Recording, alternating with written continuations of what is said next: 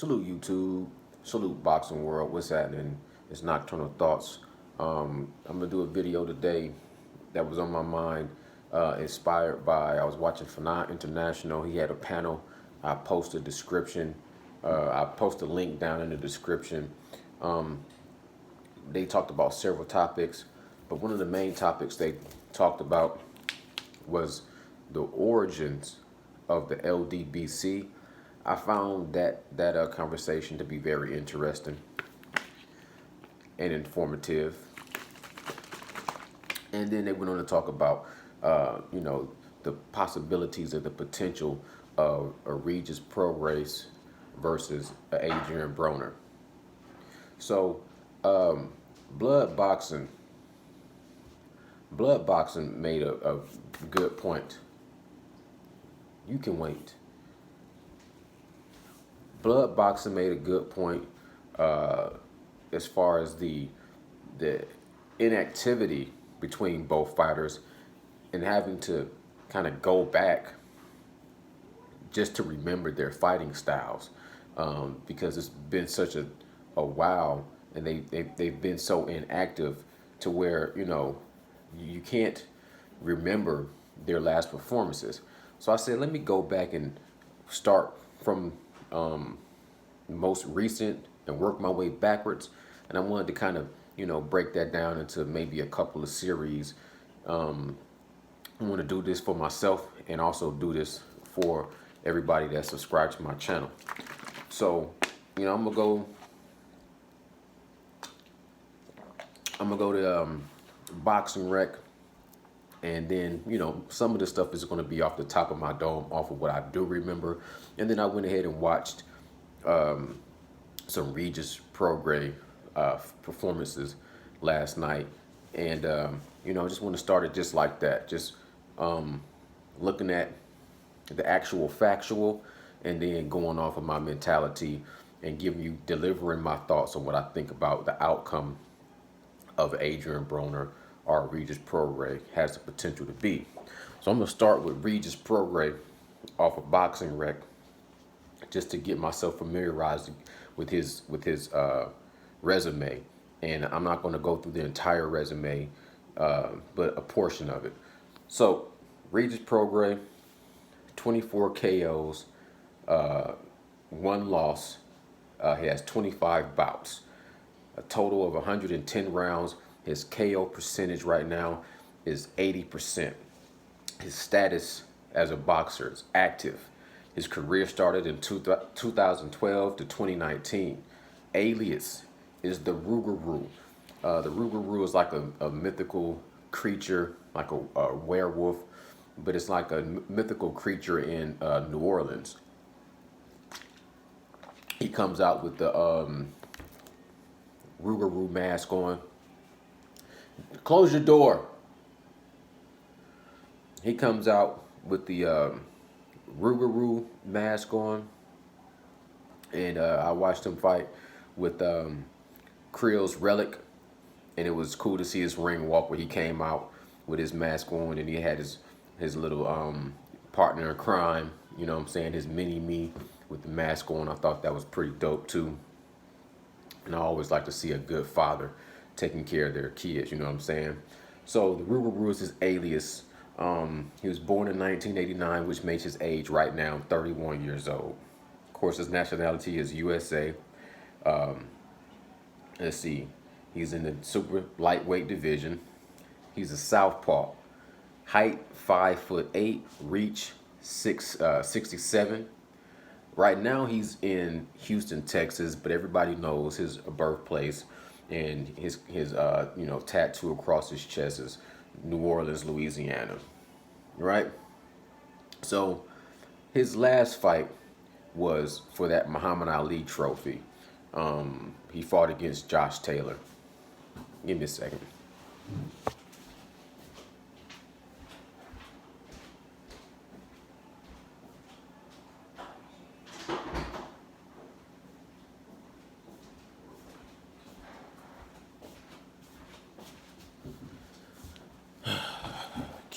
I tell you.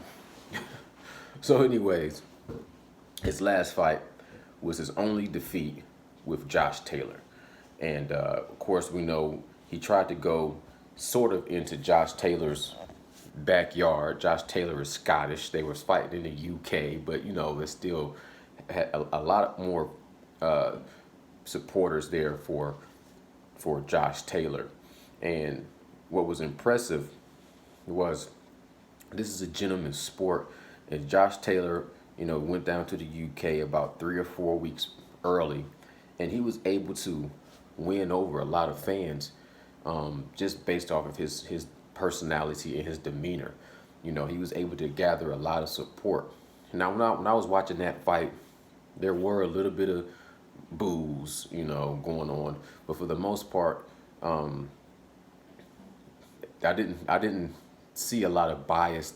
I didn't hear a lot of bias from the commenters. The commentators really, you know, called the fight based off of even what I saw. Sometimes you have to turn off the commentation and just watch the fight to really be able to not be, you know, detoured one way or the other. But watching this fight, I agreed a lot of times with the commentators, you know what I'm saying, punch for punch. So that's his loss to Josh Taylor. And in the second fight, I'm just going to start with the last two fights, was with Krill Relic. And that fight he fought, I believe, in his hometown, and he wanted to put on a performance. Now, Blue Blood said, or somebody on Finance International said, that Adrian Broner and Regis Prograis fight very similar, in that they're like counter punchers, and you know, they don't let their hands go as much. And I had to say, watching him fight Krill's Relic, when he dictates the pace and he fights at his own pace, he is a counter puncher. But to say he doesn't let his hands go as much as Adrian Broner,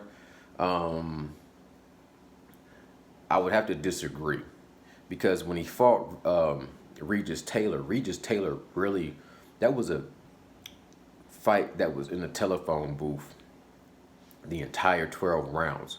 The only time, you know, after they would throw hands, you know what I'm saying, just hooking off, trading inside shots, and after a while, Regis Prograis would kind of backpedal out just to get his breath, and he would go back in.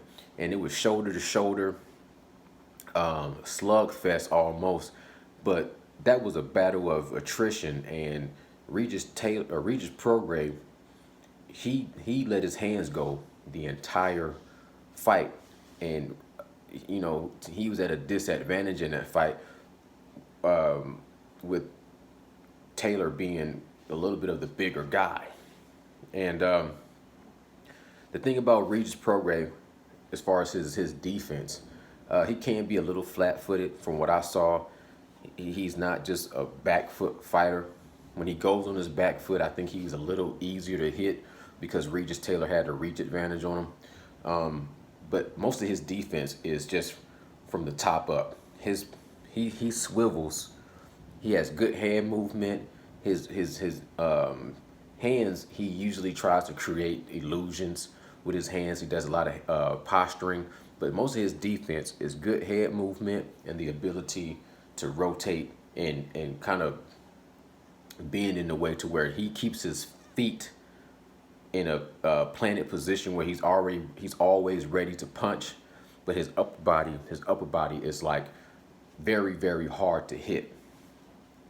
But as far as him letting his hands go, if he's dominating the fight, I think he likes to pick his punches. When he fought Krill's Relic, he hurt him in the first round, I believe, with a liver shot. And from that point, you could tell he was trying to target that punch. And I think that maybe took away some of his offense when he started trying to aim for that specific shot. Krill is really covered up, tucked that elbow in, and kept that protected.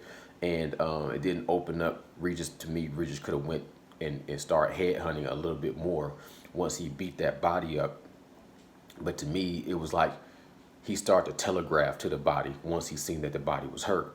Overall performance was a TKO, which I thought was a little bit of a early stoppage, but you could tell that that was inevitable. The stoppage was going to come. His cornerman was telling him, you know, you got to show me something. I don't want to see you get badly hurt in this fight. So Regis Prograis went from a victory against Relic, and then went into a tough fight in someone else's, you know, neighbor's backyard. Fought Regis Taylor, had a very close fight. I believe the scorecards was 114-114, which is fair. Then 115-113, which is about what I would have gave it. And then one judge I think was off, and he gave it. He scored it 117-112. So that's Regis Prograis. From what I see, his defense could I would like to see him improve his defense with his foot speed a little bit when he's on his, you know what I'm saying, back foot, and he's on his bicycle. To me, he has a tendency just to kind of lean straight back, and he takes a lot of unnecessary shots. But when he's on the inside and he's moving around, he's very elusive. He has decent, obviously decent power punches. He has decent punching power. I think nobody's surprised by that. His knockout record is, like I said, 80%. He's won a total of 110 rounds. So, I digress from Regis and move on to Adrian Broner. Adrian Broner, we know he has, and I'm going to do the boxing rec on Adrian Broner as well. I think he has 4 losses and 1 draw. And I think his last 2 fights, I'm just going to do the 2 fights down, even though, you know, I really want to get into the Marcos Maidana fight, because I think that was his most defining fight, was his fight against Marcos Maidana. And I hear some people always say, you know, that was his best, that fight brought out the best in him, and it showed his true grit because he survived the tough fight. But I always sort of disagreed, and maybe I'll get into that on my next video, because like I said, I want to break this down into a little bit of a series, and it'll get better as I do. This is not my normal technique. Most of my technique is freestyled and off the dome and stuff like that. So, you know, I'm working on this, like I said, for me and for my subscribers, and I appreciate y'all patience. Adrian Broner, according to BoxRec record right now, 33, 24 KOs, 4 losses and 1 draw. His draw was to Jesse Vargas, which I feel like that could have went either way. I'm gonna watch Jesse Vargas versus Adrian Broner tonight. But from what I remember watching that fight, I think Adrian Broner did enough to win. I thought he edged out a victory, but he didn't get the victory because, you know, of his, at the time, I think he just was, his mentality was getting him into a lot of unnecessary issues. The build up to the Jesse Vargas fight was when he had the conference, when he called everybody out their name, including Leonard Ellaby, and was going on about how Leonard Ellaby didn't have his back. He called him out of his name several different times in front of everybody. And Leonard Ellaby was like, look, I'm not the one that you talk to like this. And I would not have been surprised. No, this is allegedly. I'm not going to say I think that, you know, Leonard Ellaby had something to do with that draw. But I'm just saying, if you're going to talk that kind of talking and disrespect everybody there, and disrespect, you know what I'm saying, people that's, you know, you're not on my side, you're not on my side. And at the end of the day, you got to go in there and knock this guy out if you think you're going to get a fair shake, but you turning everybody against you. Are you saying this, you know, I digress. I'll get into that a little bit more as well. But like I said, Adrian Broner, his status right now, according to Boxing Rec, is inactive. His career span is from 2008 to 2019. Birth name is Adrian Jerome Broner, the problem. And I think his name was the problem because he was like, you know, I'm going to come into the game and cause a whole lot of problems. But when he did his About Billions, which I do still to this day, can go back and look at some of those episodes and be entertained. The AB, you know, About Billions, always balling, all of that, you know what I'm saying? born in 1989. So at this current time, he's also 31 years old. They got him listed as orthodox, and they say he's 5'6", but it looks like he has a better reach, 69. But 5'6", man, that's a short guy. 5'6". Current residence in his birthplace is the same, Cincinnati, Ohio.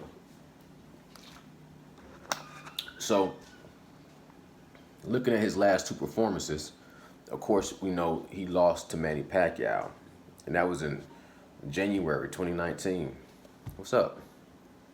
Let me knock this out real quick, and then I'll get to you. Jesus. So anyway, his last fight was a loss to Manny Pacquiao. Then he has a draw between Jesse Vargas. Like I said, I'm gonna watch that fight tonight. I watched the Manny Pacquiao fight, Adrian Broner fight a couple of times, but I want to watch that tonight just to refresh my memory. From really, it looks like with Manny Pacquiao, I felt like he just got outclassed. You know what I'm saying? He got outclassed, and you know, Jesse Vargas, I want to watch that tonight too. So those are the two fights I'll watch tonight. And then when I come back and do my follow-up, I have more to talk about in that. The Mikey Garcia, same thing, just got outboxed. So his last three performances was a loss, a draw, and a loss. The Manny Pacquiao, I think, was his last. To me, I felt like Manny Pacquiao was his last opportunity to do something great. He had he had a shot, and to me, even watching him backstage, he was, you know, it just looked like he was defeated before the fight started. They made him shave his beard off, and that's already a no-no. They made him shave his beard. I thought that kind of took away from his identity. You know what I'm saying? Yeah, I remember him going backstage, and he was already saying how cold it was, and it just seemed like to me his mentality wasn't locked in, zoned in on the task at hand. You know, he just seemed to be distracted. But when he engaged in a battle with Manny Pacquiao, it was a close fight, but it was obviously who was winning that fight. It was obviously who had the ring generalship. I think Manny Pacquiao, for the most part, that was sort of an easy fight for Manny Pacquiao. He really didn't pose any major problem. But at the same time, he didn't get blowed out. He did not get blowed out by Manny Pacquiao. He just did enough to, you know what I'm saying, be able to save face. And some people say Adrian Broner is afraid to get hit. Some people say he's gun shy. Some people say he just doesn't throw his hands. Some people say he was never the same after Marcos Maidana. And I always felt like Adrian Broner just is so focused on the optics that he just wants to look good. And even if he is losing, as long as he's looking good, he's okay with that. He doesn't want to, you know what I'm saying, look bad. He don't want that sacrifice. He could, you know, like Regis Prograis didn't look good against Josh Taylor, but he was doing what he had to do. I think he could have won that fight. You know what I'm saying? He wasn't worried about, you know, like when Regis Prograis is dictating a fight, you can tell he wants to look good, and that's what they do have in common. One thing I see that I see a lot of fighters do, but what I see Adrian Broner do, and I see him do it in training and sparring, and I see it transfers into his actual boxing fights when he's winning. He likes to, you know what I'm saying, take pictures of himself when he fights. If he throws a good punch and it lands good, he likes to pose and admire his work. Regis Prograis does the same thing a little bit too. He'll hit somebody stiff, and instead of following up with a combination like Manny Pacquiao, when he hits you, he's not taking pictures. He's not trying to create one picture of a perfect punch. He'll hit you and he'll throw 4, 5, 6 more punches. Adrian Broner and Regis Prograis, if they hit you with a one good shot, they'll hit you, and then they'll wind all the way back and roll up their hand like this. There. And like they looking at their work. It reminds me of that movie Love and Basketball, when I forget her girl name, when she was in college and she was in practice, and she, you know what I'm saying, got a steal or a rebound. She came down and she hit that 3-pointer, and she sat there and she kept her hand up like that. And the coach said, she blew the whistle, and she said, okay, I want you to stand right there on that 3-point line and hold your hand up like that. And you're going to do that for the entire practice. So while everybody else was playing around her and practicing, she sat there on the court like this with her hand up. And then in the locker room, the girls was walking past her like doing this right here. Because it was like, you make a good shot, and instead of you just going into the next play and going into defense, you admiring your work. You taking pictures of yourself. You making like a steal shot. And that's what Adrian Broner did. He did that in practice one time. He was running his mouth. He was trying to impress Floyd. He's like, you know what me and Big Bro got? We got that you can't teach. But he hit the guy he was training with. He hit him. And then once he hit him, he drew way back here and wound his fist up, and he kind of posed. Like, see what I did? And he looked at it. And I said, you know what, that's sparring. You sharpening up your skills. You trying to, you know what I'm saying, get inside this guy's head to let him know he's not in the same caliber as you. So that's cool. But to me, that's a bad habit. And he needs somebody to break that bad habit, because if it transfers into a fight, you talking about, you know, 2 or 3 punches could be thrown while you so busy about trying to look good and try to, you know what I'm saying, the optics.